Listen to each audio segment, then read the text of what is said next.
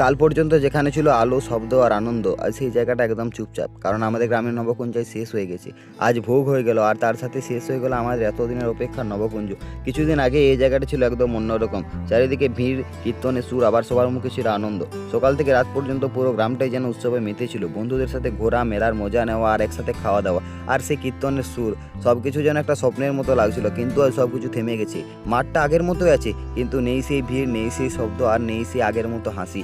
আজ শুধু রয়ে গেছে কিছু স্মৃতি আর একটু মন খারাপ। আজ ভোগ হচ্ছিল, তখনও সবাই ছিল, কিন্তু সবার মনে একটাই ভাবনা, এটাই শেষ।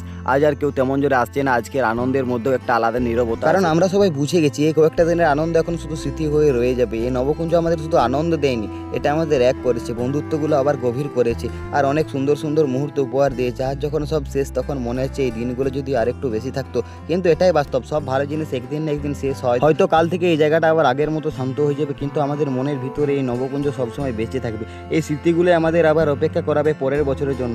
আবার হবে, আবার সবাই একসাথে হবো, আবার এই মাঠ ভরে উঠবে আনন্দে। কিন্তু এই বছরের এই অনুভূতিগুলো একদম ইউনিক, এগুলো আর কখনোই ফিরে আসবে না। শেষে একটাই কথা বলবো, নবকুঞ্জ শেষ হয়ে গেছে ঠিকই, কিন্তু স্মৃতি আর ভালোবাসা আমাদের সবার সাথে সবসময় রইবে। আর আজকের ভিডিওটা ছিল এই পর্যন্ত গাইস, বাই, দেখা হচ্ছে পরের কোনো ভিডিওতে। আজ তাহলে আসি।